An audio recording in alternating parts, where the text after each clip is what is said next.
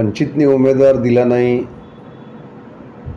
हे खऱ्या अर्थानं व MIMने पण उमेदवार दिला नाही, यामुळं इलेक्शन थांबणार नाही. इलेक्शन ज्याला लढायचं आहे तो जनतेच्या विकासासाठी इलेक्शनमध्ये भाग घेतो.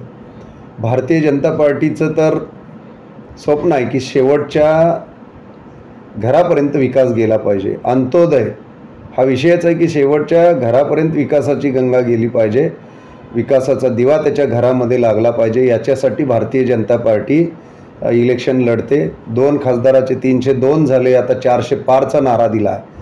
जर 2चे 302 होत असतील आणि 400 पारचा नारा आम्ही देत असू तर हा नारा कोणी माघार घेतली म्हणून नाही, कारण ती माघार का घेतली, कशी घेतली ते जनतेला समोर माहिती आहे सगळं. कारण ज्यांच्यामुळं माघार घेतली त्यांच्या विरोधात गेल्या वेळेस सर्वजण इलेक्शन लढलेले असताना ती माघार घेणं म्हणजे त्यांच्याच कार्यकर्त्यांचा विश्वासघात करणं, हे त्यांनी आज वंचित बहुजन आघाडीने व MIMने खऱ्या अर्थाने केलेलं आहे. जर त्यांना संविधान बचाव म्हणून भाजपवर त्यांनी आरोप केला की भाजपचा उमेदवार निवडून आला नाही पाहिजे आणि संविधानाला धोका आहे, खऱ्या अर्थानं संविधान हे वाचवण्याचं काम भारतीय जनता पार्टी करते. आजच्या उमेदवारीवरूनच कळतं की लोकशाहीला काय धोका आहे आणि कुठल्या प्रकारच्या पद्धतीनं उमेदवार मागं घेतले जातात. जर मागंच घ्यायचं होतं तर मग पार्टीनी एकाच जागेवरली उमेदवारी का मागं घेतली, हा खरा भारतीय जनता पार्टीचा सवाल आहे. जर तुम्हाला संविधानाचा धोका वाटतो तर ते फक्त सोलापूर लोकसभेमध्येच वाटतो का, हा खऱ्या अर्थाने जनतेला सुद्धा पडलेला प्रश्न आहे.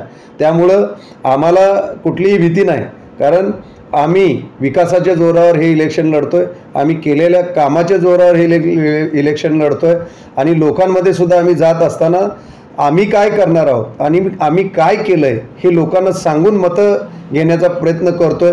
परंतु ज्यांच्याकडे अमाप संपत्ती आहे, अमाप पैसा आहे, ती लोकशाही खऱ्या अर्थाने जोपासतायत का लोकशाहीचे दिंडोळे करतायत, हे खऱ्या अर्थानं माझ्यासारख्याला पडलेला एका कार्यकर्ता म्हणून सोलापुरातल्या जनतेला हा पडलेला प्रश्न आहे. आणि त्यामुळं गेल्या वेळेस प्रणितीताईला ज्यांनी MIMनी मोठ्या प्रमाणात विरोध केला आणि अशी अचानक जादूची कांडी काय झाली की त्यांनी एकदमच माघार घेतली. खऱ्या अर्थाने त्यांनी जनतेला उत्तर दिलं पाहिजे आणि त्यांच्या मागं असणारे कार्यकर्ते देशोधडीला लागले की जे MIMच्या मागं कायम राहिले, जे वंचितच्या मागं कायम राहिले, त्यांच्या नेत्यांना विश्वासात न घेता इथले उमेदवार काढून घेतात. याचा अर्थ लोकांमध्ये, सोलापूरच्या जनतेमध्ये अगोदरच दुपारपासूनच ते संशयाचं वारं गेलेलं आहे. परंतु आम्हाला त्याच्यामध्ये न पडता आम्हाला जनतेकडे सामोरे जायचं आहे विकासाच्या माध्यमातून, मोदी साहेबांनी केलेल्या विकासाच्या माध्यमातून आणि आमच्या कार्यकर्त्याच्या जोरावर बूथवर आमचा भारतीय जनता पार्टीचा कार्यकर्ता लढतो आणि लोकांच्या सेवेसाठी झटतो. त्याच्यासाठी आम्हाला इलेक्शन लढायचं आहे आणि आम्ही मैदानात त्याच्यासाठी उतरलो आहे. ही जागा 100% भारतीय जनता पार्टी जिंकेल, याबद्दल आम्हाला कुठलीही शंका नाही. कुणी काढला कुणी ठेवला ह्याच्याबद्दल आम्हाला त्याचं देणं घेणं नाही. परंतु कधी कधी अपक्ष 21 उमेदवार राहिलेत, मग ते 21 उमेदवार खऱ्या अर्थाने बरे का हे गुपचूप काढून, नेत्यालाही माहीत न होता गुपचूप काढून घेऊन भाजपला संविधानाचा धोका म्हणून स्वतःचं पोळी भाजून घेण्यासाठी काढून घेतलं का, हा सोलापुरातल्या जनतेला पडलेला प्रश्न आहे. त्यामुळं त्यांचं काढून घेणं आणि त्यांचा फॉर्म भरणं त्यांना लकलाप, परंतु आम्हाला या सोलापुरातल्या जनतेसाठी काम करायचं आहे म्हणून आम्ही इलेक्शन लढतोय आणि त्याच्यासाठी आम्ही खरे उतरू एवढं नक्कीच या निमित्तानं आपल्याला सांगू इच्छितो. राम सातपुते किती लीड घेतील असं तुम्हाला वाटतं? राम सातपुते 2 लाखाच्या पुढं मतांनी नक्की निवडून येतील असं माझं स्वतःचं मत आहे.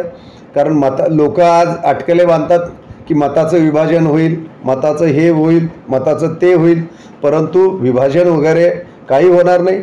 माणसांनी पक्क ठरवलं की मोदी साहेबांनी आम्हाला घर दिलं, मोदी साहेबांनी आम्हाला मोफत धान्य दिलं, मोदी साहेबांनी जलघरच्या माध्यमातून आम्हाला घरापर्यंत दारात पाणी आणलं, आम्हाला मोदी साहेबांनी 70 वर्षे काही 5 लाखापर्यंत इन्शुरन्स फ्री दिला. आज ही जी डेव्हलपमेंट दिसते जगामध्ये भारत देश महासत्ताना होत असताना दिसत असताना सोलापूरची जनता शून्य आहे. सोलापूरच्या जनतेवर आमचा विश्वास आहे.